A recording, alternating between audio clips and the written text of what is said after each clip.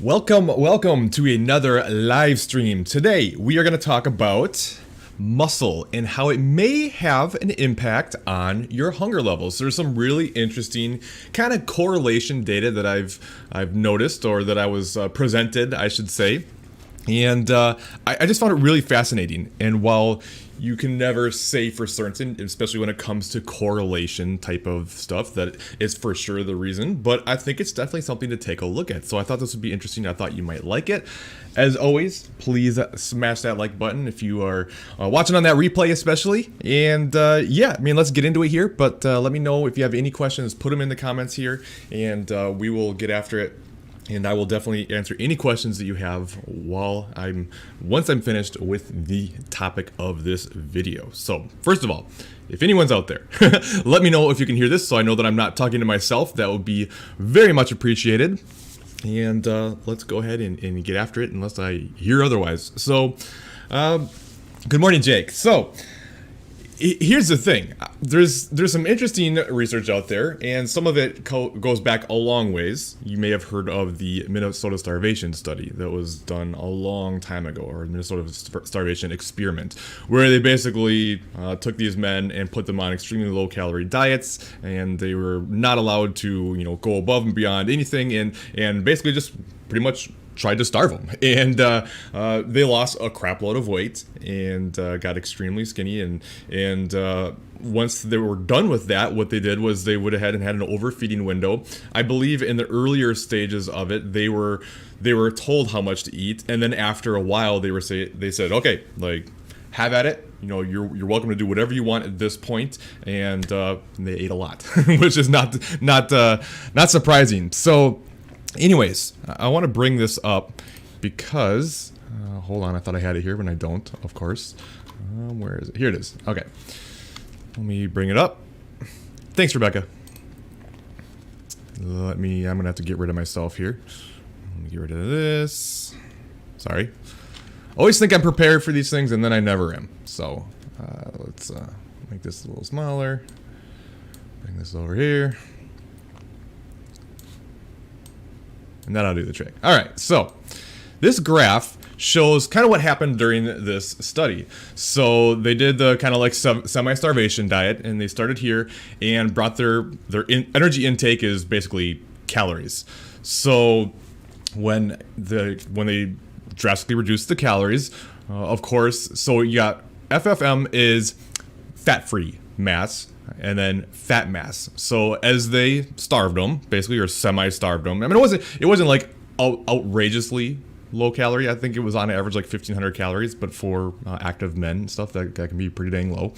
And as you can see, fat mass came shooting way down. They lost just tons of weight. They also lost some muscle mass, as is to be expected, especially on a very low calorie diet. So fat-free mass started coming down. All right, so they got done with the semi-starvation diet. Right here, now the diet was done. And what they did from there was said, okay, now we're going to start bringing your calories back up, but it was controlled, all right? So their energy intake. So see, they brought up their calories here, leveled it out for a while, brought their calories up a little bit more, brought up their calories a little bit more, but it was kind of controlled, kind of like a reverse dieting kind of a thing. They were way ahead of the game. As you can see, fat mass started to come back up pretty quickly, though. As calories came back up, fat mass started to come right back up. And even at the end of the restricted overfeeding portion of the diet, fat mass had come pretty dang close to where it had started. So it was, up here was the baseline. They were at about 80%. So it started to come up pretty significantly.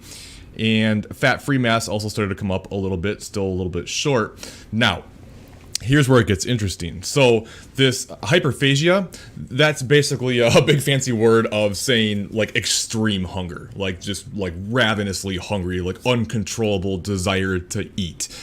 During this phase, this is when the the participants got like crazy hungry to the point where like they could barely even contain themselves. And part of it was probably because they did all the restrictions were taken off. They said, okay, go ahead and just do whatever you want now. Eat whatever you want. There's no restrictions. Just have at it. And these people that had been just like, restricted for so long just were like, okay, like, yes, let's go. And they just ate like crazy. And then you can see what happens. Like the fat mass, whoa, boom, way, just shot up like crazy. And this kind of goes back to what I talk about all the time. Metabolic slowdowns from being too aggressive, the fact that you're going to be super hungry afterwards, hormones are all out of whack, and it's really easy to gain weight and rapidly gain weight and overshoot previous levels of body fat even from before when you dieted, which is why we have to be so careful with extreme measures and going into effort mode post diet, because it's so easy to gain weight back. I mean, they way overshot. But look at what their fat-free mass did. So basically, fat-free mass or lean body mass, when we say this, we typically are referring to muscle, but it's not just muscle, it's everything. It's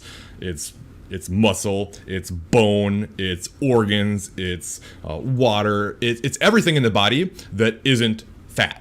Everything that's not fat mass is fat-free mass or lean body mass. The majority of the differences that you're going to see are probably through muscle, but it is other things as well. For instance, if you were to do a DEXA scan and then stop and then take another one after drinking 32 ounces of water, you would have 2 more pounds of lean body mass from drinking that water, right? So it is everything. But anyways, you can see that the fat-free mass, the lean body mass is starting to come up a little bit as well. Look where the hyperphagia, the extreme hunger, eventually stopped. Right when fat-free mass, lean body mass, got back to the baseline from pre-dieting levels. Interesting correlation. Does that mean that hunger ends when you are back to your normal lean body mass levels? Not necessarily, but it's a correlation. I'm going to talk about a little other data that's out there as well that kind of supports it a little as well.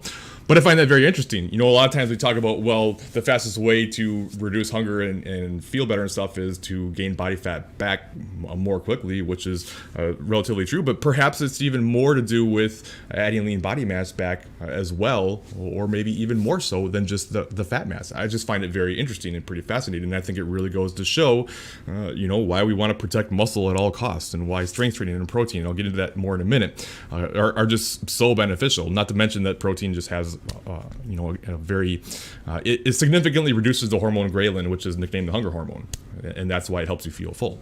So anyways, that's a lot of fat. If it's the amount of body fat that you carry that allows you to not feel quite so hungry, well, to overshoot your previous levels of body fat by 60%, over 80, almost 80%,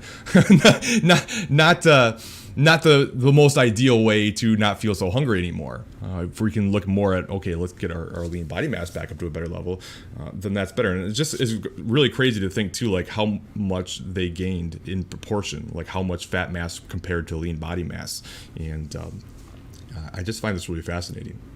And I think there might be something to it too. I really do. And I think that's partially why you see that in more extreme measures where you're more likely to lose more muscle. The lower calorie you go, the faster you lose weight, the higher risk there is of losing muscle. And how many times have you seen this where somebody goes on an extreme diet, ends the diet and is just ravenous and overshoots their body fat like crazy because they're so ravenously hungry? Maybe there's something to do with how much muscle they lost, because usually people that take those extreme measures aren't, strength training several days a week and eating, high protein and trying to protect their muscle at all costs, right? They're just, let me lose weight as fast as possible, and I don't care where the weight comes from or what it is. I just want weight off the scale, So anyway, another thing on here, I'm going to get rid of myself here for a minute. There it is. I'm going to have to scroll up a little bit. So there was this other study that was done with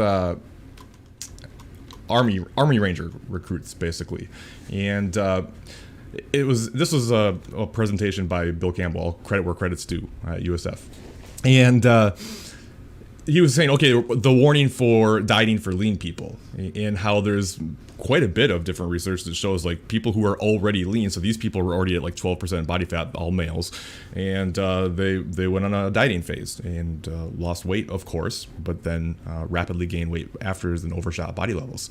And one of the things that they showed in here so basically what they did was I believe I'm going off, does it say in here? I was going off energy. I think there was 8 weeks. Yeah, so 8 weeks of dieting, and then also a refeeding period, so bringing calories back up afterwards.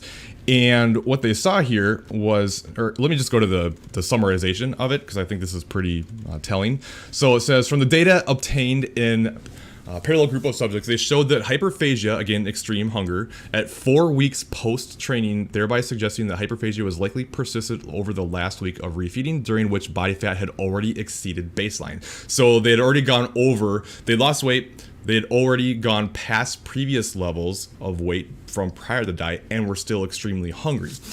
And they said that it peaked at 4 weeks. So it was the worst at 4 weeks and started getting better after 4 weeks post-diet. When you come up here to the data, at 5 weeks post-diet, they'd already gained more weight than when they started, but their lean body mass was back to normal. So it was actually a little bit higher. So once it started improving, the hunger started improving, was about the point where they probably reached their lean body mass. So you can see they lost quite a bit of fat-free mass during the dieting. It wasn't a very high protein diet, which is probably why. And it was an extreme measure too. They lost quite a bit of weight. So weight came down, yes. Lost 12 grams of fat mass, or 12 pounds of fat mass, but also quite a bit of lean body mass. And it wasn't until, apparently, at least how it looks anyways, it wasn't until they got the lean body mass back that the hunger started to subside. So what are the takeaways from this? Well, one is we got to protect muscle at all costs. And again, this is correlation. Correlation does not automatically equal causation. It could just be a complete random circumstance. It could just be a total coincidence and mean nothing. But just because it's possible doesn't mean that we should just overlook it and not even think about it. And I think no matter what, it's still great to preserve your muscle as much as possible, even if you don't even care about how much muscle you have from an aesthetic standpoint, just for the metabolic benefits that muscle has on your body. The more muscle you have, the faster your metabolism is going to be. And, the fact that it potentially helps you not feel quite so hungry. And maybe the more you could preserve it, the better your hunger is going to be post-diet.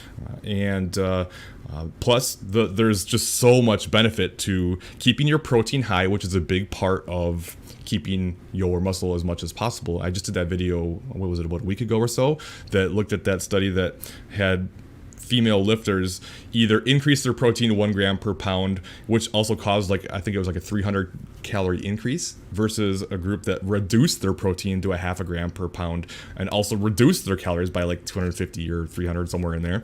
And the group that increased their calories and protein lost more body fat. Protein is so beneficial, but it's just it's so hard to get so many people to keep their protein up. And I get it. It's not the most fun food source for most people. Some people love protein, which is great, but for the majority of people, I'd say it's probably the least favorite, in terms of just foods that we enjoy. It's a very limited supply of different types of foods that have a lot of protein and not a lot of also either fat or carbs, mostly fat generally.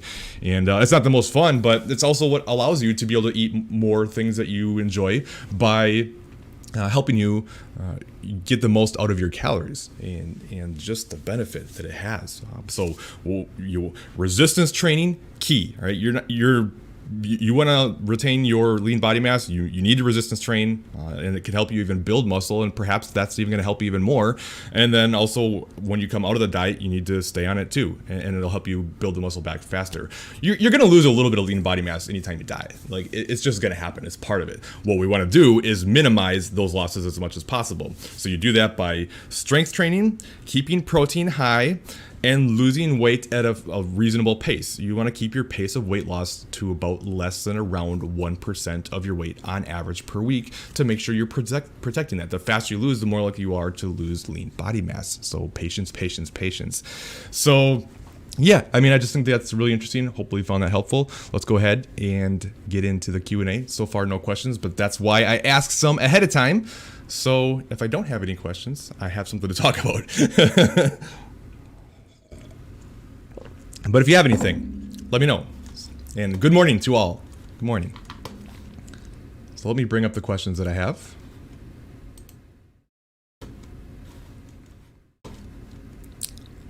to desktop 2. And there we go. All right. We'll make this a little bit bigger. All right. So, I know you think bigger picture always and view calories weekly versus daily. With diet breaks such as Matador, which was the study where they did 2 weeks on, 2 weeks off of diet break and cutting, if you weren't aware, what is your opinion on days varying from 500 to 1,000 calorie surplus, such as eating out and looking to balance with deficit days mixed into the 2-week refeed portion? So we don't have any actual data to compare this to say definitively what the difference would be. I will say that, I generally believe that your weekly average, regardless of anything, is probably the most important thing. However, I suspect on a diet break basis, and I've kind of seen this myself too in people who have a lot more ups and downs versus keep their calories pretty stable, that you get more benefit out of the break, even with calories equated, if you don't have wild swings. And it's not even necessarily that the higher days are the problem. It would be the deficit days that I think would be more of the problem in this, because to make up for the higher calorie days, you need to now go back into a deficit calorie to compensate for that. And my train of thought with this is, if you keep going up and then back down into those lower calories, your body still is going to kind of guard against that, right? So like if you take 2 weeks and say your dieting calories were 1,600, and these are just random numbers for the most part, so take it for what it's worth. But let's say you were dieting on 1,600 calories, and now your diet break is 2,000 calories, right? And if you eat 2,000 calories every single day, give or take a little bit, we don't want to be that perfect, but let's just say you keep them up to around 2,000, your body kind of gets used to going, okay, like I'm getting 2,000 calories. This is kind of the new norm. I can kind of back off and let its guard down a little bit and say, okay, like this is where you might get some hormonal and metabolic benefits. And I think that can be a really helpful thing.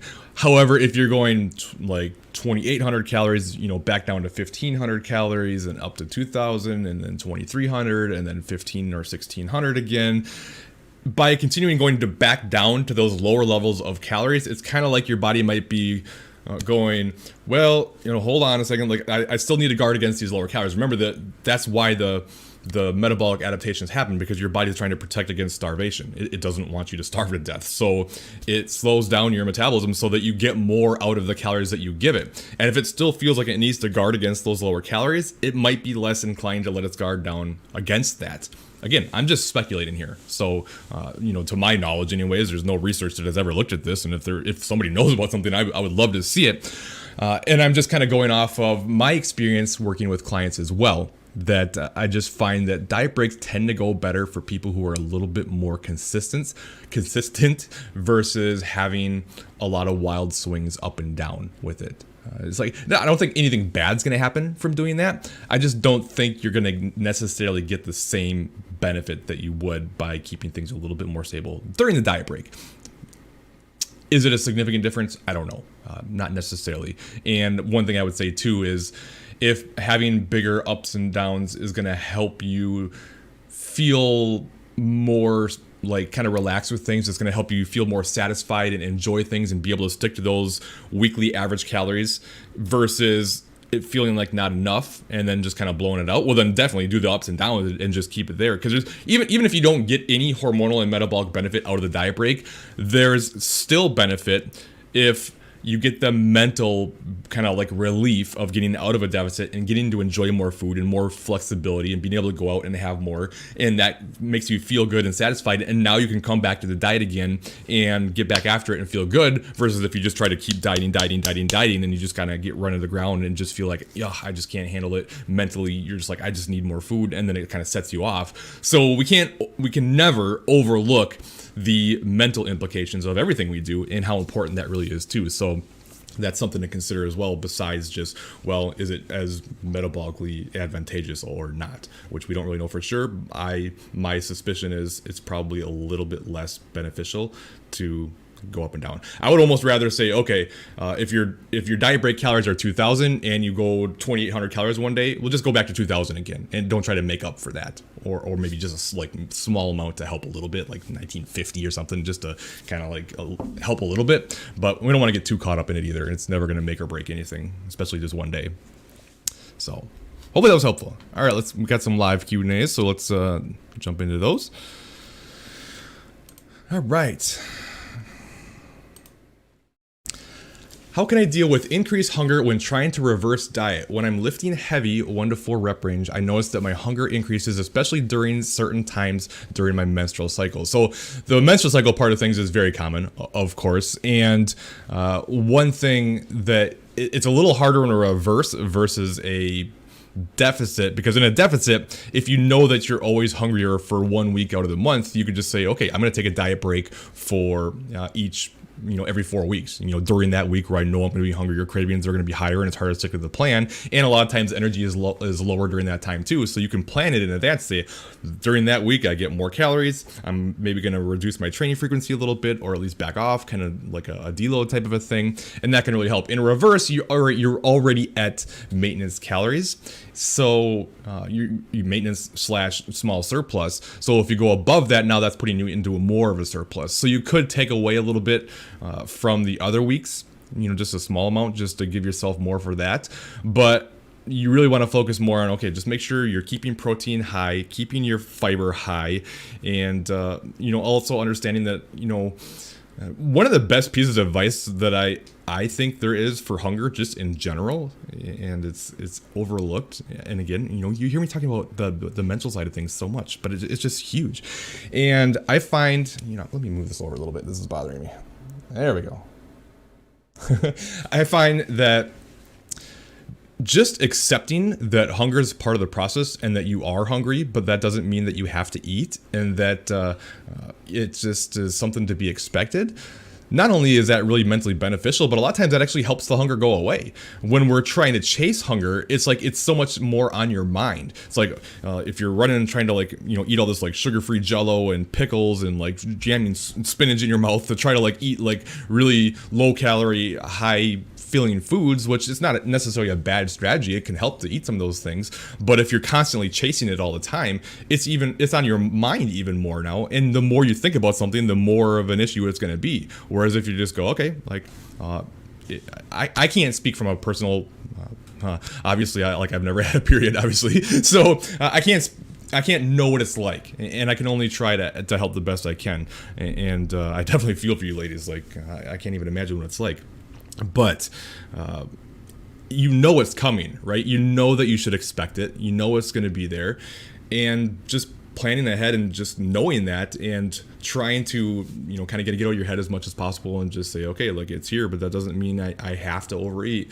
And hunger has a tendency, almost no matter what, to go away on its own. This is something that happens all the time. If you're really, really hungry and feel I just can't take it, then first of all, if you're at that point and you're just I'm going to blow out if I don't handle this, I'm just going to die, right? Obviously you won't, but you get what I'm saying. Eat protein, straight protein as much as possible. Protein is by far the most filling. It's the most safe overeat. I presented more data in that video a week or two ago that showed that people who ate 800 calories more on average through protein didn't gain any more body fat. It's just so hard to store protein as body fat. It has such a high thermic effect of food. It has so many processes to go through the body. It's just really difficult. Am I saying that it's impossible? No, but I'm saying it's by far the safest thing. Not only is it the safest overeat in terms of body fat, but it's also the most filling. So if you're really hungry, eat something that actually helps you feel full. A lot of times when we're hungry, we just want to eat a bunch of junk, and it's more cravings more so than it is actual hunger. There is a difference between hunger and cravings. So that's your first option, is just eat protein. It's just eat a big, huge serving of egg whites to your heart's content, or a big thing of tuna or chicken breast.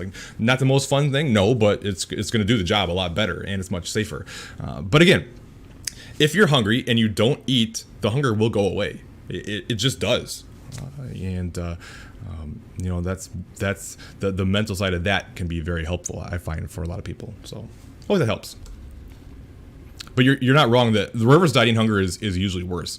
And that kind of goes, if you watch the beginning portion of this video, that kind of goes back to what we saw in those studies too, especially the starvation one, where they were increasing their calories and just ravenously hungry. So anyway, good morning. Nice. Well, I mean, you know what? Like, I always say when it comes to a vacation, it's kind of up to you how you want to handle things. And there's no right or wrong. There's no good or bad. There's positives and negatives to any decision that we make, but you just have to be okay with what that means. And what I mean by that is, like, if you're going on a vacation, and I'm all about, life is about experiences and memories over everything. Like, are you going to regret 5 years down the road gaining a couple pounds on a vacation, or are you going to regret not really experiencing the trip the way that you wanted to and feeling like you missed out and didn't really have a good time because you were so worried about your diet? Like, you're probably going to regret that more than you are a couple pounds. Like, in October of 2026, I promise you're not going to care what you weighed at the end of October in 2021. You know what I mean? But that doesn't mean we should just go out and blow it out either. It really kind of comes down to what's most important to you. And even then, even if you want to, it's okay. You just have to be okay with what that means. And that's where people struggle. Like I say, okay, if you want to just go eat whatever you want, eat till your heart's content, eat until you feel sick to your stomach and just have all the fun in the world and not care if you gain weight, then that's fine. I have no problem with that. But then you can't come home and freak out that you're up on the scale. Like, you made that choice, be okay with it. What happens is people go, I don't care whatever happens, I'm just gonna have fun, and then they come back and go, oh my god, what did I do? Oh no, and they just start completely freaking out. It's like, wait a second, no, be okay with it. You made the choice, be okay with it. Same on the flip side. If you're like, you know what, things are going well, I want to stay on track, I'm going to keep tracking macros, I'm not going to give myself any extra calories, any extra flexibility, I want to stay on plan, and I'm fine with that. That's fine too. But then don't sit around and mope and pout that you don't get to enjoy it and be more flexible on your trip. You made that choice, be okay with it. Now, there's a balance. That's kind of the extremes to me. There's a balance in the middle. And a couple strategies that I think work well for a lot of people is, one, don't track, but just don't go crazy. Like, just because you're off plan doesn't mean you have to binge your face off, right? Like, you don't have to eat till you feel sick and then eat some more just because you're off plan. Just have what you want. Eat till you feel full, understanding the difference between being full and still wanting to eat.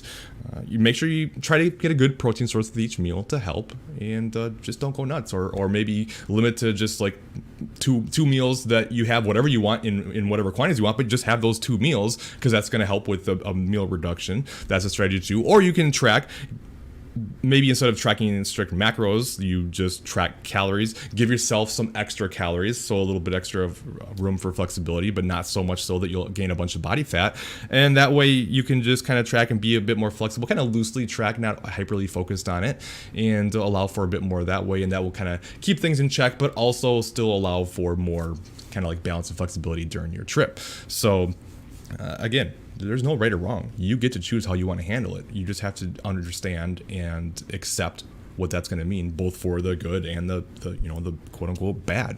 And like usually when I go on a trip, I'm not going to track. I just want to have fun. I'm going to have what I want. I'm going to have the good stuff, but I'm just not going to go crazy. I'm just going to go. The 2 meal a day works well for me. Like I'm not typically hungry in the morning anyways, so I just like to have have a lunch of something really good and a dinner something really good. Some drinks throughout the day and maybe a little snack here and there. But that's good enough for me. And typically when we're on vacation, we tend to be more active than in everyday lives too. So a lot of times I'll come home and be exactly the same or even down in weight, just because like you go to Disney or something and you get like 30,000 steps a day. You know what I mean? Like you burn a crap load of calories. So even all that extra fun, it gets burned up pretty quick. So there's always that to consider as well. Now that's different than like laying around on the beach or something. But at the end of the day, or at the end of our lives, what are we really going to care about? To me, experiences and memories. So. If I was losing weight previous to my diet break, should I still adjust calories down after the diet break ends and also increase cardio to speed things up? No, typically if you're already losing weight well prior to a diet break and just want the break, then I would just go back to what you're doing before. It kind of depends on how well too. Like if things are starting to really slow down significantly, say you're still losing, but it's starting to get to the lower end, like maybe you're only losing like 0.3, 0.4% of your weight or whatever, then taking a break and then coming back and adjusting might not be a bad strategy. It always depends too on how much you have to lose, how long you're planning on doing it, if you do have a length in mind and all that type of stuff. And you can always come back and try too. Like sometimes that's going to kind of reset things a little bit and you can come back and things will move. You can always try it for a week, and if things aren't moving well, then make the adjustment. But I just really like the strategy of making the adjustment after diet breaks. But if you're losing weight well at a reasonable pace, then I would not go back, or excuse me, then I would go back to previous levels and not make the adjustment.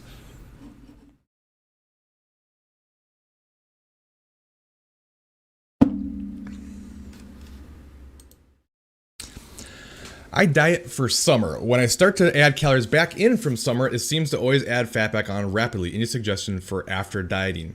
So add calories back in slower. Make sure you're keeping protein high. Make sure you're not just drastically reducing activity. So a lot of times we'd be like doing a crap load of cardio, going through lots of walks and stuff, and then all of a sudden just completely cut that out and start adding calories back way too fast.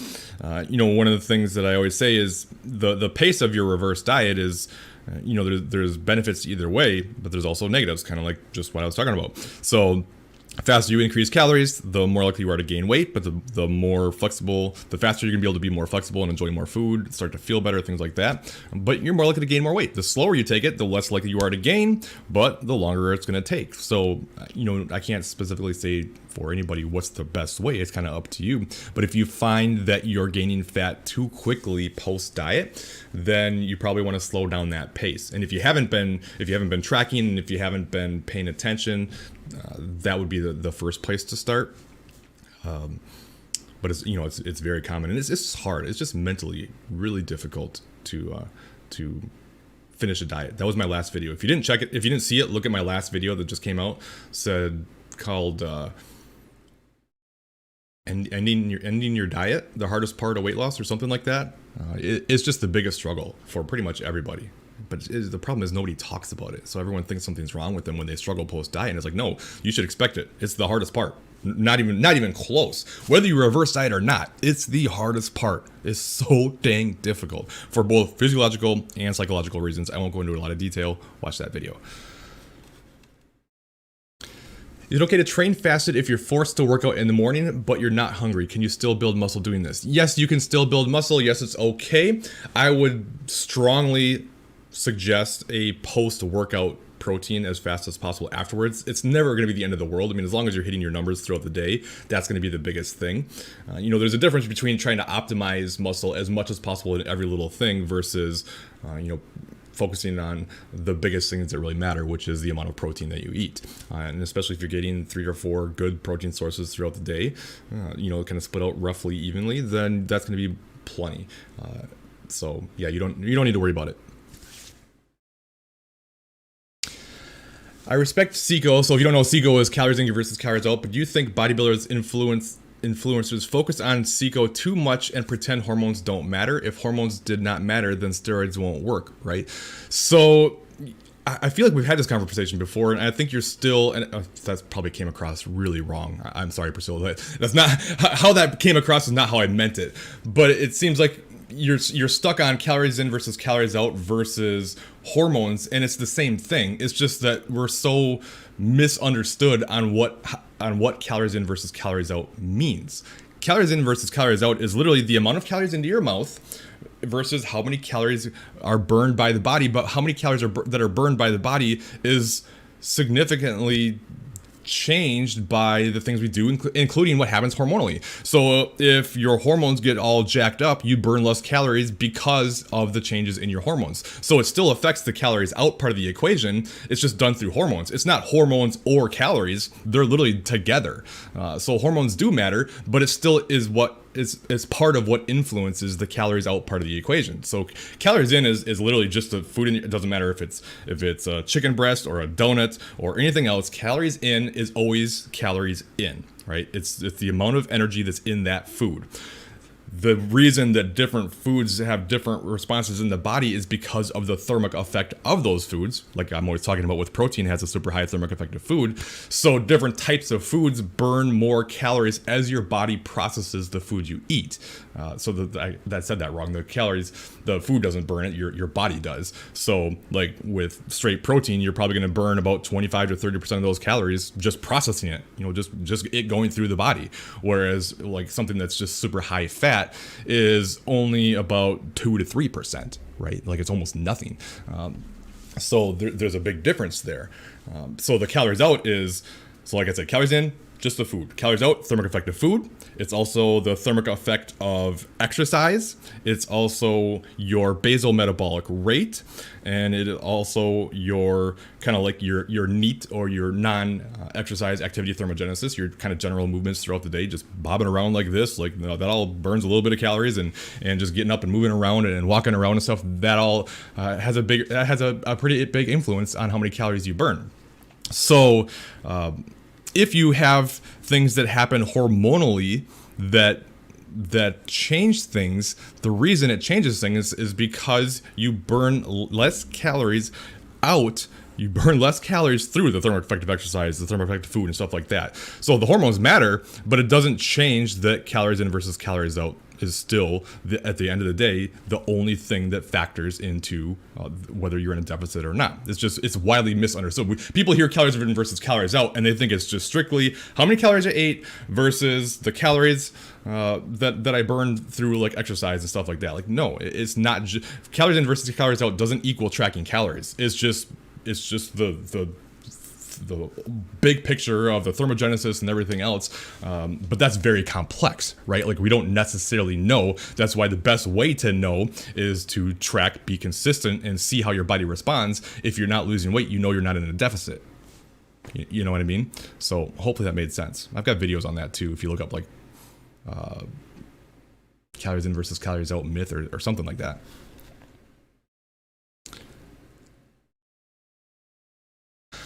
I've been eating semi-intuitively, eat when I'm hungry, stop when I am full, and choose lean meats, veggies, and fats. I weigh and record everything and enter into my fitness pal at the end of the week. I was alarmed that I eat 170 to 200 grams of protein, even when I weigh 120 pounds. I am never hungry and progress in my list. Is that okay to eat so much protein? Yeah, there's nothing wrong with that. It's not going to do anything negative. Nothing bad comes from it. You're not going to build more muscle by eating that much more protein. So, I mean, actually, research kind of shows probably somewhere around 0.8 grams per pound is probably about the most you can utilize for anabolism. Of course, that everyone's a little bit different. We usually say around 1 gram per pound because there's more benefits than just muscle building to protein. But going above and beyond that's not going to do anything harmful, unless you have actual something wrong with your kidneys, right? So, based on the research I've seen, I'm not a doctor, not medical advice, more protein doesn't harm your kidneys, but if you have problem with your kidneys to begin with, then a high amount of protein could have some problems, and you would obviously want to talk to your doctor about that. I guess the only problem in your instance would be is if you're having a hard time getting all your calories in and under eating because you're so full from all the protein, then that could be kind of a bit of an issue, or you're not getting very much carbs or fats or whatever, or kind of insufficient on some of those, or deficient, on some of those. That could possibly be a bit of an issue, but it's not something that I would be concerned about. I've been enjoying life doing 1,300 calories Monday through Thursday while hitting my protein macros. Weekends I've been doing a little crazy, maybe averaging 3,000 a day, Friday, Sunday. Any big downsides? Not if you're first of all, you're enjoying life, so there you go. If you're seeing the results that you want and it's reasonable and you're happy and enjoy it, then no. I mean, could you make some small arguments about some potential kind of mini yo-yo effect? Sure, but it just kind of depends on what your goals are, how things are going, how well you enjoy it, things like that. So as long as you're happy, I say go for it. All right, some other questions. Let me go back to the other one.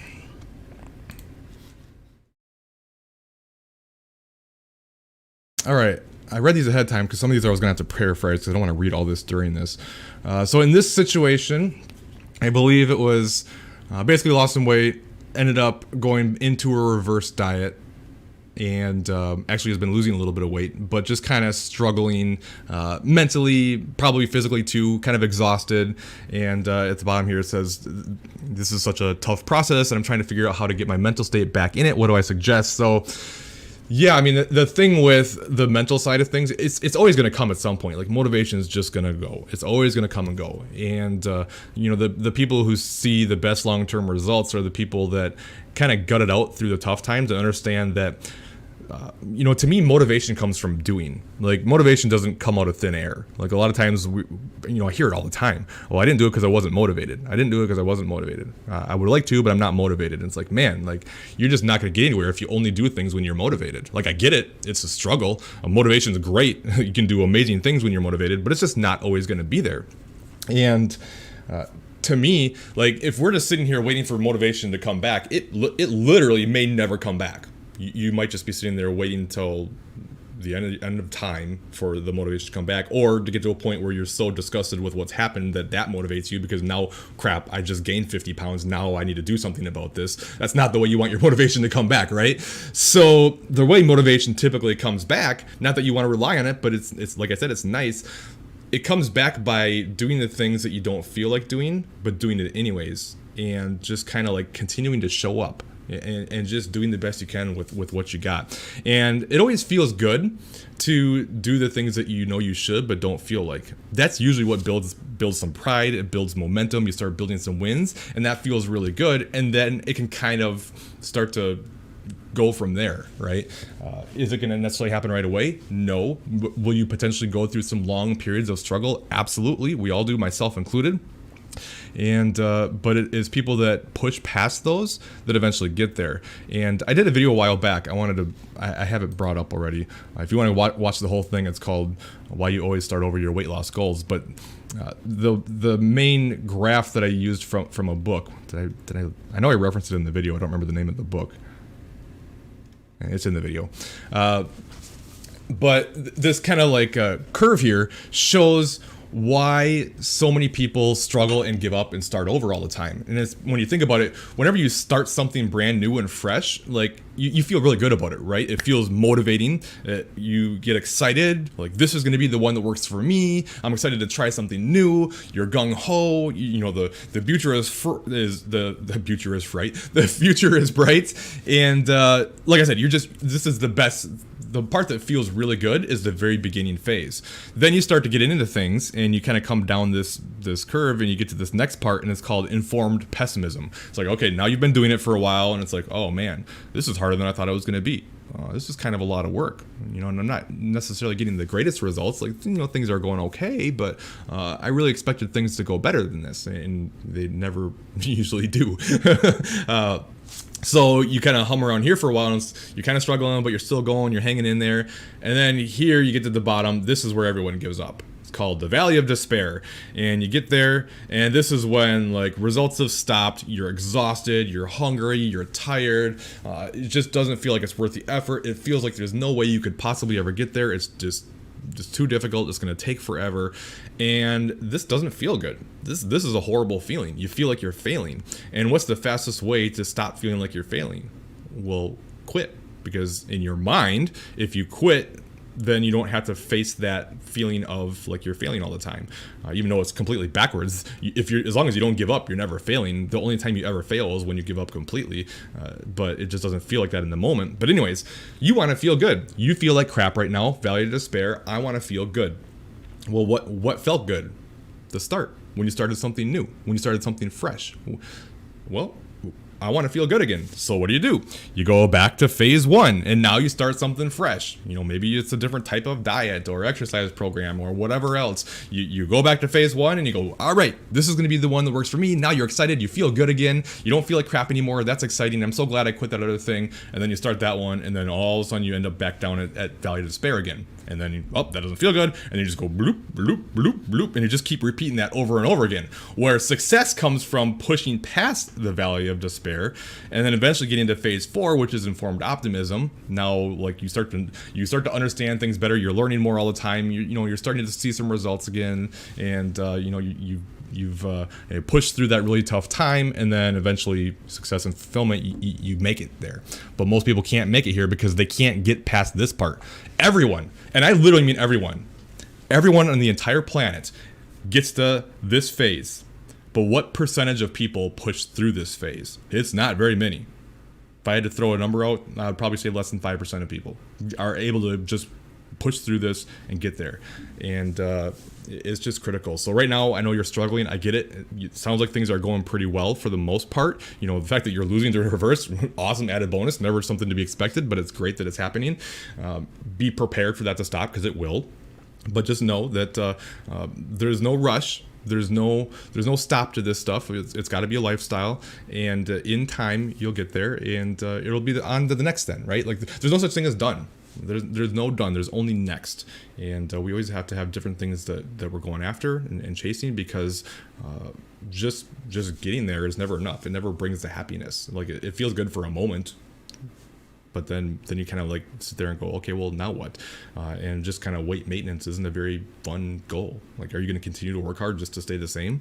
Some people can. Probably even less than 5% of people. So we have to have different things to focus our attention on. And I know you had another one, so let me just handle that. What are my thoughts on body positivity movement? So I love the idea behind not placing self-worth on body image. I love that part of it, and I think that's huge. And I think that what type of shape somebody in has nothing to do with what type of person they are. And I don't like any kind of shaming, fat shaming, fit shaming. I mean, it's a very real thing.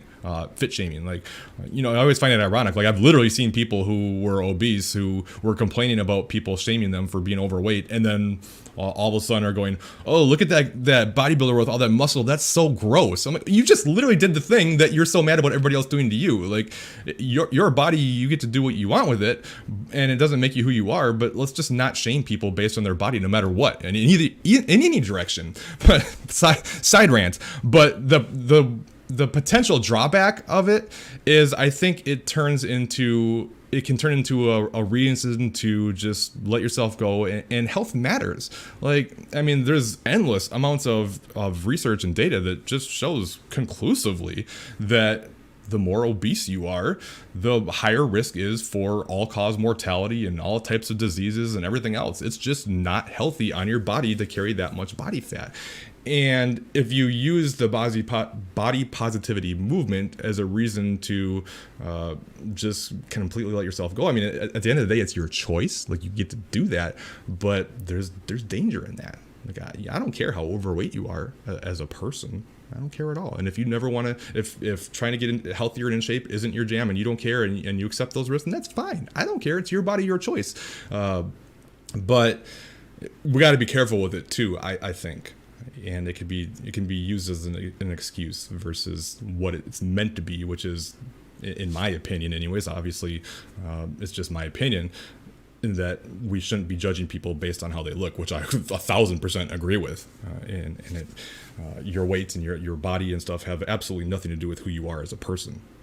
I would much rather be around somebody who's morbidly obese and very nice and a good person and friendly versus some ripped, jacked dickhead who's an asshole to everybody. Like, you know what I mean? Like, that's why I don't like to call just general pictures that I see inspiring, because I don't know anything about that person. Great, you got in shape, but if you did it by backstabbing everybody and ignoring your entire family and friends and being a complete douche, then that's not inspiring. You know what I mean? So anyways, let's go back to the questions. After a sip of coffee. All right, I'm 55 years old, 5'9", went from 225 to 159 in 9 months. Fantastic. In the last 3 months of reverse dieting, I weigh 173 now intentionally. I diet 4 weeks on and 1 week off. Is that okay? 165 is where I feel my best. I'm a little confused by this question because, let me read it again.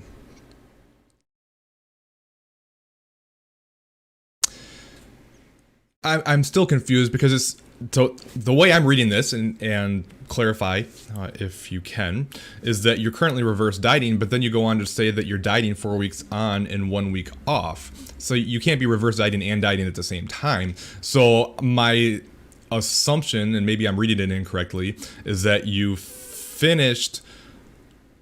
dieted for 9 months and then reverse dieted for 3 months, and now we're going back into a cut. And which, if that's the case, I think that you probably didn't have enough time. I would be worried that your body's just not going to respond and fight you too much, I typically recommend at least as long as you dieted, not dieting, prior to jumping back into a cut again.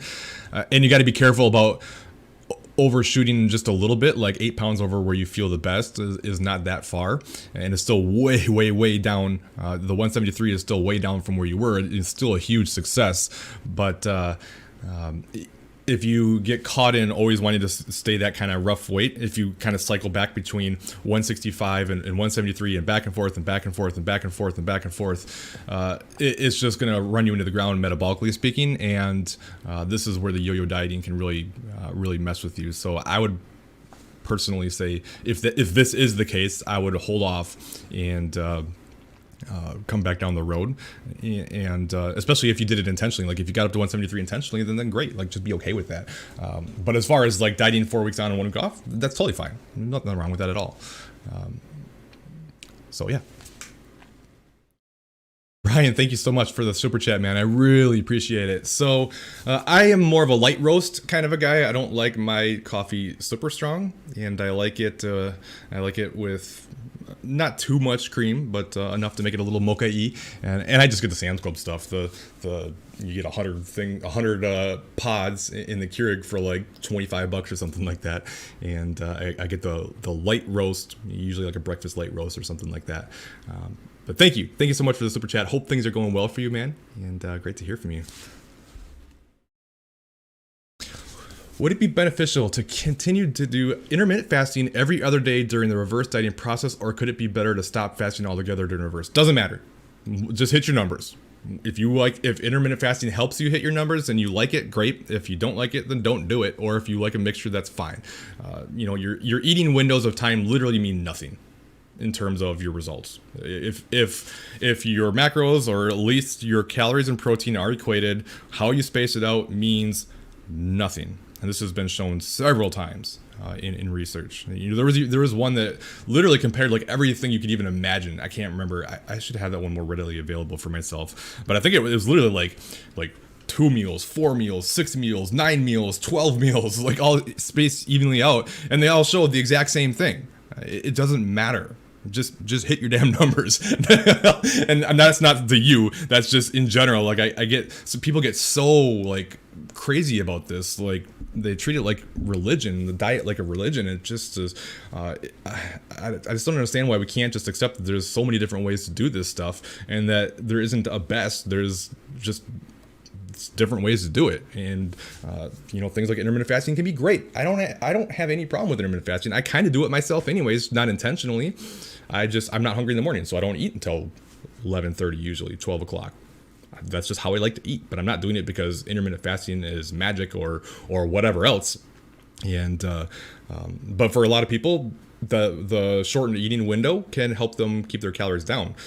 In a reverse diet, as calories are coming up, that might actually start working against you, because as your hunger hormones start to settle, and as you start to become less hungry by trying to fit all that food in a shortened eating window, you might have a hard time getting all your food in, because now you're not as hungry anymore. So to me, it's more of a dieting / early reverse when you're still hungry method than necessarily a long-term solution, unless you just like it and can sustain it. I don't care what anybody does, any type of diet. You can do whatever the hell you want. Like, I don't care if it's keto. I don't care if it's OMAD. I don't care if it's intermittent fasting. I don't care if it's paleo, or this new one that I just heard about, like where you just eat like liver or some crap. Like, I don't care. Eat whatever you want. It's just as long as you can sustain it. But stop doing, and again, this isn't to you. This is just in general. I'm just ranting now. Stop doing things that you hate just thinking it's going to get you the best results when there's no chance you're ever going to possibly sustain it. Whew, I'm worked up today. I'm sorry. I'm not usually like this. You're welcome. Any recommendations for pre-workout for people who work out at night before bed? And good morning. Good morning. Yes, I have one. Let me pull it up for you here.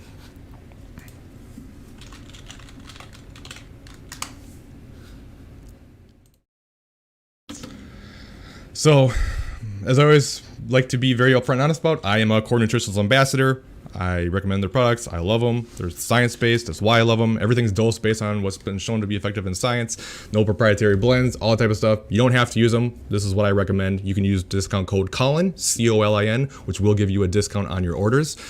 But they have under their, let me see, where's pre-workout? First one. So, where is it? Oh boy. Now I'm failing. Oh, it's right here. Pump.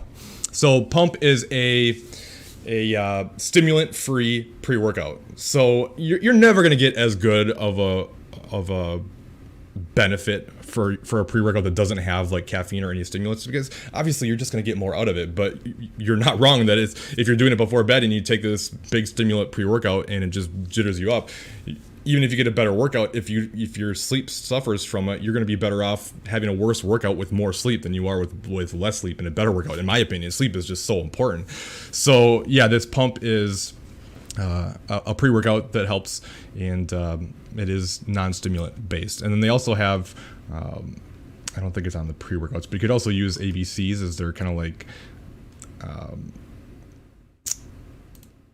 BCAA formula. But it also has other things that help with workouts like beta-alanine and citrulline malate that have both been shown to be helpful with like work capacity and things like that. So you could also do ABCs if you want to get some BCAAs as well. So those would be my two suggestions. While I'm on it, if you were interested in online coaching, got to do my spiel at least once, right? Come to my website, Colin DeWaay Training.com, head to the coaching tab, scroll down, sign up now. Comes with a 30-day money-back guarantee. What I mean when I say money-back guarantee doesn't mean that I'm going to guarantee you that you drop 30 pounds in 30 days. You shouldn't anyways. What it means is I'm guaranteeing that you will like my coaching and that you'll think it's a great fit for you and you'll love it. And if you start and within those 30 days you say, you know what, it just wasn't for me, like I just don't want to do this, you can get your money back. So literally risk-free. You can try it for 30 days. If you don't like it, money back guaranteed. No, you don't even have to give me your reason. Just say, please give me my money back and I will do it. But otherwise, come here and then fill out the application. Once you fill it out, it will shoot me an email. Within 24 hours, guaranteed, I will shoot a video response going over your application and email it back to you with all the details and everything that you need to know. If you don't see an email from me within 24 hours, check your junk mail. It will be there. I can almost promise you. And if it's not there within 24 hours, then email me again or something because it got lost or something. Because I always respond right away. So that's my spiel for coaching. Let's go back to the Q&A. Thanks, brother. Is there a certain percentage of body fat that you personally feel is the limit to how high to safely go? I'm sitting around 20% right now, but I feel I shouldn't be higher than 15 at any time. Not necessarily. I mean, it's going to be different for everybody. You know, we got to be careful about like just slapping on a crap load of weight. But it kind of depends on what your goals are and where you're at and everything. Like, what I mean by that is, let's just say you're reversing because you're in a spot where you just can't lose anymore. You want to get leaner, but you just can't. You're stuck, low calories, been a long time, and you've been reversing. Well, you don't want to just stop reversing and go back into a cut because you've reached X body fat percentage, right? Because you probably won't respond, and you're only going to undo all the hard work you did in the reverse and have to start over again and probably get even bigger, right? So you're better off. I mean, maybe trying to at least just maintain roughly, but you definitely wouldn't want to go back into a deficit until it's time. So you got to be kind of careful with that. But we also have to factor in health, like that's kind of the delicate balance between like someone who's been yo-yo dieting for 30, 40 years and it's not as uncommon as you think. They're in a position where they just can't lose. Their body is just too adapted, is guarding too much against it, and they're already obese. And it's like, well, I can't reverse diet because I'm already overweight and at health risk. And they're not necessarily wrong. You don't want to slap on more weight when you're already at health risk. But at the same time, if you can't lose weight by dropping calories and increasing activity, then what's the alternative? It's a very delicate balance. And in those situations, what you really want to do is just dial things in big time And what I mean by that is, like, I'm not a perfection kind of a guy, but in those situations, it's like, okay, we don't really want to reverse you unless we absolutely have to. So let's do these lower calories that you say you can't lose on. Maybe drop them in a little bit more if possible. Make sure you're eating tons of protein.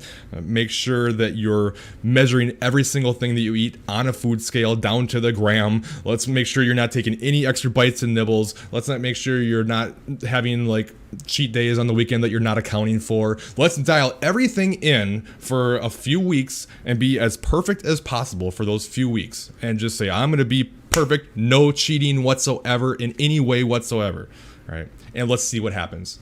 Most of the time, those people start losing. We're not good at accounting for how much we eat. It's been shown in research time and time again that people are really, really bad at monitoring their own nutrition. There was one study in obese people that claimed they couldn't lose weight on 1,200 calories, and when they got down to it and did all the research, they averaged eating double. Like literally double what they said they were. They said they were eating 1,200. They're eating like 2,400 calories, and they were burning like half as many calories as they thought they were through exercise as well. So, and that's not uncommon. It's just the little stuff adds up really fast, and all the stuff that we don't account for, it makes a huge difference. So if you really feel like you're on low calorie and can't lose, step one is, okay, dial it in and let's be completely honest and accurate. And then if you do that and your body can't lose, then you probably gotta take a nice reverse and monitor health levels and stuff as closely as possible.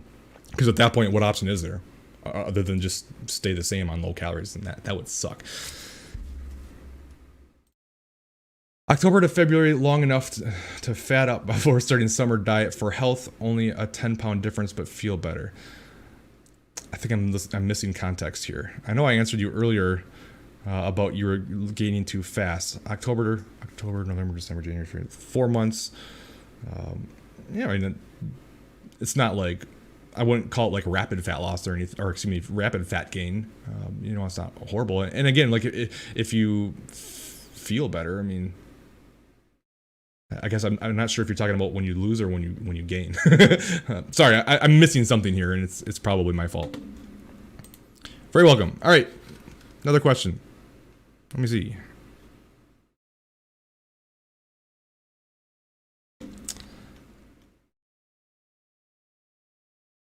All right, this one I wanted to paraphrase too, because obviously I don't want to read all this on the stream. I gotta try to remember now. So I might have to just read it. So lost 30 pounds, decided to reverse diet, doing a lot of cardio. 2 to 3 hours of cardio a day is a lot, and 1,700 calories. And you said, and this is the first thing I wanted to address, was you said that I'm not suffering, but I don't want to strength train much because of the time on lists, but I'm about 21 to 24% body fat, and you want to be careful about your timeline of the reverse. So the first thing I would say is I would sacrifice the list for more strength training. You're going to get way more benefit out of strength training in any phase, really, but in a reverse, you're going to get so much out of strength training than you are list. So that's one adjustment you can make right off the bat. Knock off some of the list and replace that with strength training. So it's the same amount of time, but you're going to get way more out of the strength training than you will. Strength training is so much more beneficial than cardio across the board. It's not even funny. Yes, you usually probably burn a little bit more calories from cardio minute by minute, like doing the actual exercise, but you burn a lot more between the excess post energy or excess post exercise oxygen consumption, burning more calories as your body recovers. The fact that you build more muscle and stuff is going to help with your metabolism. You just get so much more out of strength training than you do cardio. I'm not calling cardio bad. Let's not be extremists if somebody's thinking that. Cardio is a helpful tool for fat loss to help create more of a calorie deficit. But your body adapts quite quickly to cardio, and you just have to do more and more and more as you've come to. You just have to do so much cardio because as your body continues to adapt, you just have to do more and more and more, and it just it can really get out of hand. So you definitely want to start getting that down, because that's an extreme amount. Don't get caught up on if you lose during a reverse. It's unlikely, not something you should expect. Does it happen sometimes? Sure, but you definitely don't want to have that expectation. But no, I mean, like, I kind of addressed this in the previous question, and it just kind of depends on, like, there isn't necessarily a limit on the amount of gain. Like, we want to minimize as much as we can, but not to the point where that if you try to come back out of it too soon, that you're going to undo everything and just make things worse. So it's a very difficult question to answer because there isn't a cut and dry answer. Usually in a lean bulking phase, I say aim between 0.2 to 0.5% on average per week in a surplus. So if it's in a reverse, you could maybe reasonably say between like 0 to the 0.2 to make it a little bit less. But yeah, it's a really hard question to answer because you have to factor in, again, the health and everything else. But there's way more danger in jumping back into a cut too soon than there is allowing for yourself to gain a little bit more weight than you're comfortable with and playing the long game and thinking big picture. And then I also wanted to address this here too, because this is a common one. I guess I did need to read it all.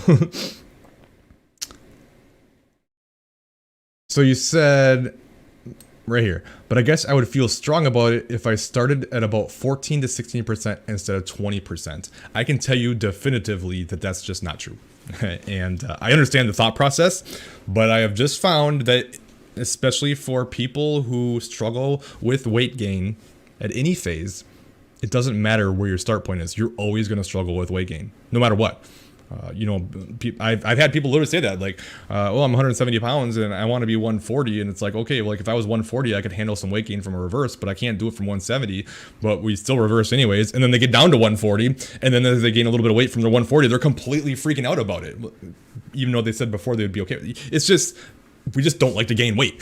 Like people just don't like to gain weight. And this myth that you're going to be able to handle it better at a lower body weight is just not necessarily true. I mean, I'm sure it is for some people, but it's not something that I've found to be true in general. I've found that if you really struggle with gaining weight and putting too much pressure on body image and body weight, that issue never really goes away. You don't fix body image issues by getting a better body. You fix body image issues by being okay with not putting and not putting so much pressure on body image. You know what I mean? I'm not saying we shouldn't try to get in better shape and that it won't have other ramifications like building confidence and things like that, but it doesn't make that issue go away in my experience. Not a therapist, obviously, but just some things that I've noticed over time. All right, second question. Oops, didn't mean to do that.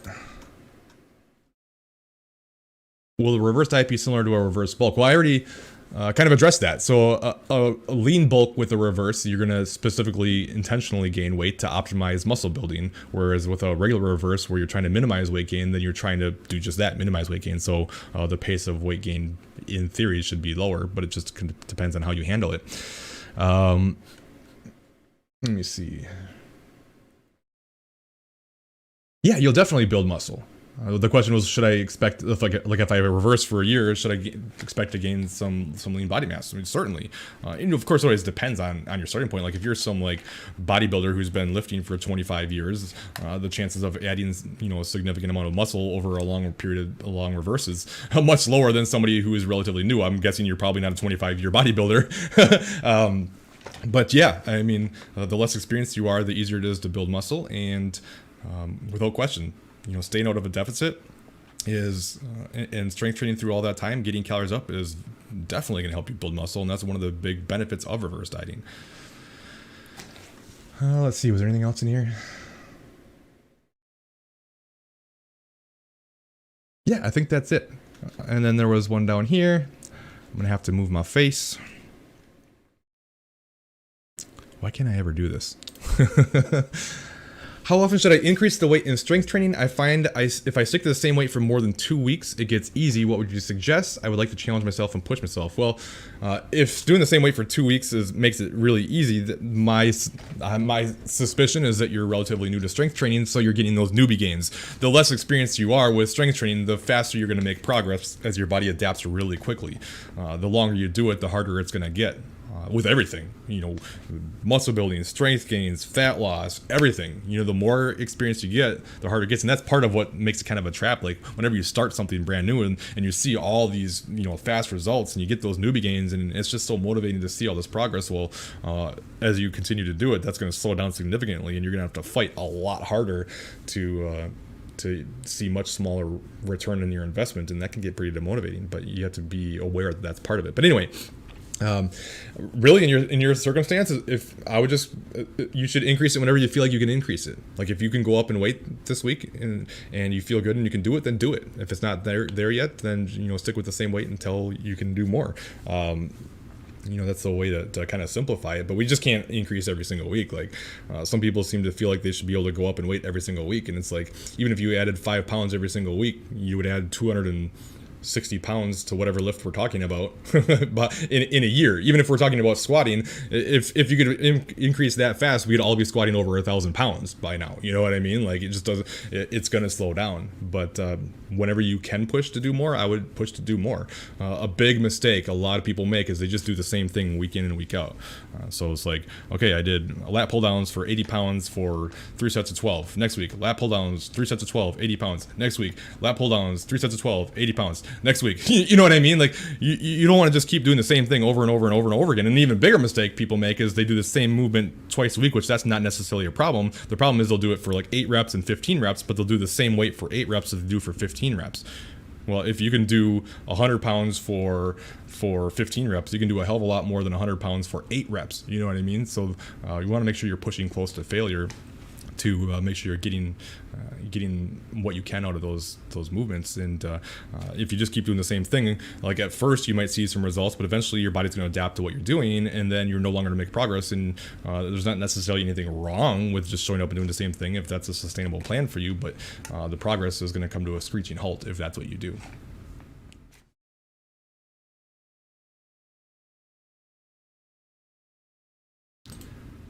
Yeah, so I mean that's the thing. Like we usually do feel better a little bit heavier, as our body gets closer to our body fat set points. So that's very much normal. And you know what? Like to me, for a lot of people, an actual maintenance plan is just that. Like you might gain and lose the same 10 pounds over time, but it's done over a long period of time. It's not like every few months you're gaining and losing 10 pounds, but it's like, okay, you go a year, you go 2 years, and you're up 10 pounds, but you're feeling fine. And then it might kind of creep up a little bit more, but then now you haven't dieted in a super long time. Now you can quick cut back, get that weight off real fast because you're in a good spot metabolically. Then you come back out again, and then you can spend the next couple years, kind of gaining that weight back again, and then recycle that. But this way you're staying in a good spot metabolically and staying in a range. This whole like, well, I just want to get to a certain weight and just stay that exact weight for the rest of my life is kind of a myth. Like it just doesn't happen. Like it's very rare, and some people can do it, and they're usually going to be people who are super highly diligent 24/7. So but everyone has to have their own balance. There's nothing wrong with it. Very welcome. You got it. So I did answer your questions. They're in there. I don't know where, and we've been doing it for 72 minutes, so hopefully it's not a problem for you, but they're definitely in there, and hope all is well, and enjoy your lunch. All right, that's it. I'll give it another minute or so here. If anybody has any other questions, I'll hold off for a minute, and I guess while I do that, I might as well go ahead and say, if you're not following my Instagram, do so, Colin DeWaay, and especially if you want to see my progress through my cut that I'm going through right now. Every couple of weeks I'm going to come in here and do a post on an update on the changes and how things are going, the mental state of things, like the way I think about things, and if I make any changes or when I make changes, I'll explain what those are and everything. So I'm going to try to make other posts too, like how little you get for for your calories for nuts. That's 190 calories right there. How you shouldn't expect this reverse dieting weight loss. And when people post that stuff, it's just because their clients started adhering better, but they try to take credit for it, and it drives me nuts. Like, it's one of the things that drives me more nuts than anything is it seems like everyone seems to think that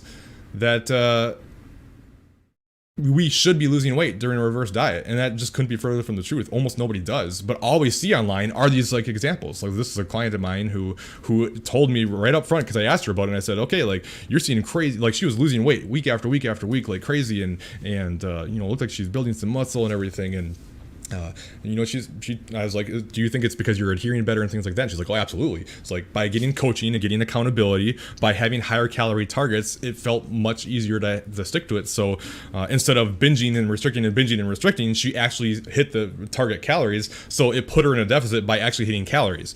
And as we increased calories, she just kept losing. And we could have gone a lot faster, but she was loving it. So we just kept a slower pace and everything was going really well. But people see this all the time, and the coaches don't put this context of the reason she lost weight is because she adhered to the plan better, and her, like, we literally like doubled her protein, which makes a huge difference too. But yeah, they don't say that. They just go, oh, look, reverse dieting is great, you need to eat more calories and this will happen to you too, like come get coaching. Like, no, don't, like, stop. You're doing way more harm than good. And we're creating this expectation for something that shouldn't happen. Like, this is the anomaly, and there's usually a reason for it. So you shouldn't expect to lose weight during reverse. You should expect to gain weight. It's probably going to happen. This is going to be a video of mine soon, and I'll probably rant on that too. I'm sorry I'm so ranty today. I don't know why. I'm not in a bad mood either. I'm actually in a pretty good mood today. All right, looks like we're going to have some more. Thank you. Favorite treat meal? I really love, like, double cheeseburgers is probably my favorite. I just love a big, juicy, greasy, like grease running down your arm, double cheese burger. It's just like, there's just something about it. My favorite, there's a place called Lion's Tap in Minnesota. I'm in Florida now, but I lived in Minnesota for most of my life. And they have just the best burgers there. So whenever we go back to visit family, we always go there and get a big old greasy burger. That's probably my favorite. I'm a big sweets guy. I love sweets, but I have a gluten intolerance, so I have to be careful with that. So I don't get to eat a lot of it. Although there's more and more good gluten-free alternatives all the time. Thanks, Christine. I always love your comments on my videos. I really do appreciate it too. Like, even if it's just a little smiley face, it means a lot to me. And it's supporting the channel, which I always appreciate, because growing on YouTube is really hard. It's unlikely that I will compete again. I will not say I will never compete, but at this point I have no plans to do so whatsoever. I just don't really care for it, even the scene as a whole. And I wish I liked it more. Like all my best friends around here are all big into it. Like Paul's like, that's his whole life, and I go to these shows with them and stuff, and I'm just sitting there like, oh. like I want to be around my friends, but I don't like the competition stuff, and I don't think there's anything wrong with it. It's just not my jam. But I do like to challenge myself occasionally, and maybe, like, I'm 42. I did my one and only when I was 40. I wanted to do it because I always wanted to just see what it was like, and I was like, okay, well, let's do it when I'm 40. You show people that just because you turn 40 doesn't mean you have to get fat, right? So maybe when I turn 50, I'll do another show. I don't know. But right now, definitely no plans. Definitely not anytime soon anyways. But things can change in a hurry. Like, you never know. I might all of a sudden wake up one day and I change my mind fast. Like, if I make up my mind on something, it's done. Like, I don't think about stuff very much. I just do. So, like, I might make up tomorrow and be like, you know what? I really want to do a show. And I'll be like, all right, Paul, let's go. Like, end of 2022, we're doing a show, and I'll just be all in. You know what I mean? But I find that pretty unlikely.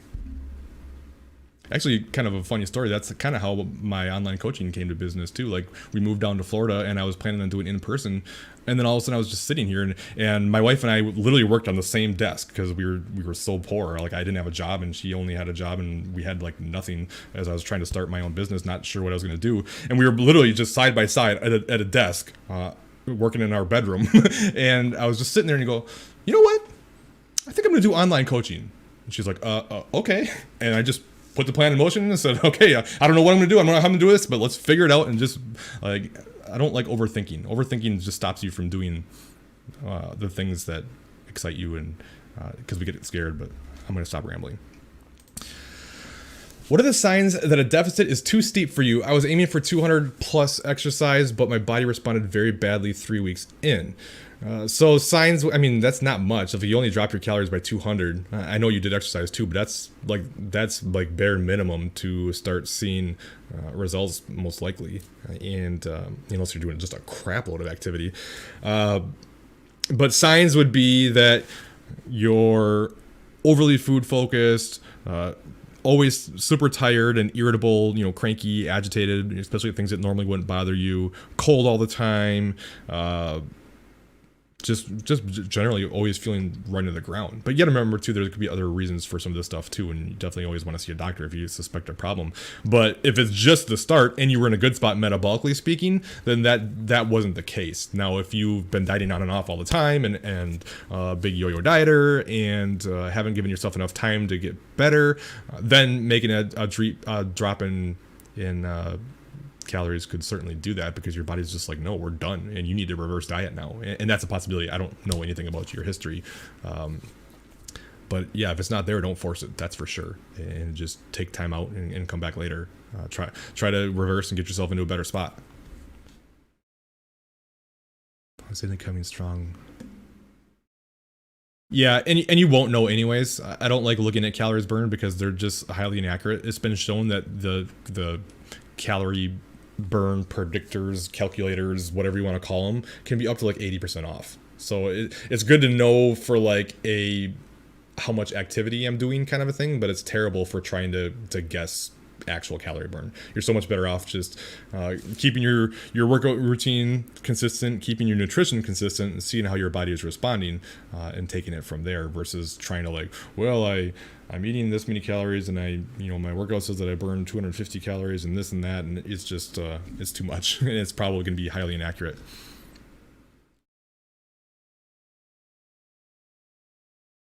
I'm about to go on Core Nutritional. Could you add your coupon code to the description of the video, please and thank you? I don't know if I can do it right now, but it is Colin, C-O-L-I-N. I can type it in here for you. Thank you, by the way. I hope you like it. Keep me posted. Like, let me know what you think and what you like. The product that I'm always trying to get people to take on there is Core Hard. I actually just started it, and I like to leave it for the later stages of a cut.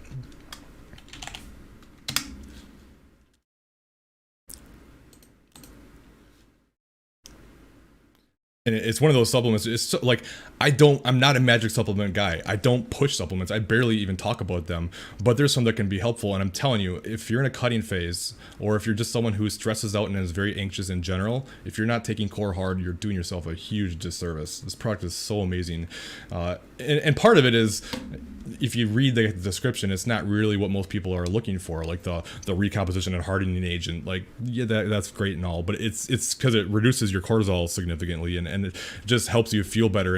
And high cortisol has an anti-fat loss blunting effect on it, and it just makes you feel like crap. And I'm telling you, like, so many people who start taking this product start feeling less stressed, less anxious. They start sleeping better. Like, I haven't gotten 8 hours of sleep in months, and the last 2 days I've been on this, I've slept 8 hours straight through.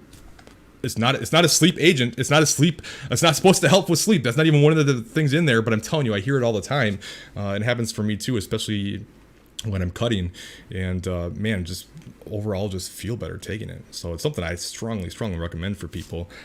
Again, if you're cutting, or if you just stress out in general, it can help with just regular life, just stress. I love this product. And if I could make it mandatory in a cutting phase, if I had that power, I absolutely would, but obviously I can't. And you can still get results without it. I'm just saying, it's like, the stuff is freaking powerful. I love it. I'm sweating in here. You're very welcome. Anything else as I wipe off my sweat and drink more coffee that's probably cold anyway.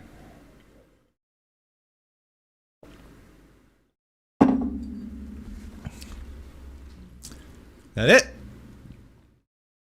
What I'll try to do is go in, and I will put the discount code Colin in the description after I can get out of this and then edit it, because I always like to edit and then put in the timestamp too, from when the video started to when the Q&A starts.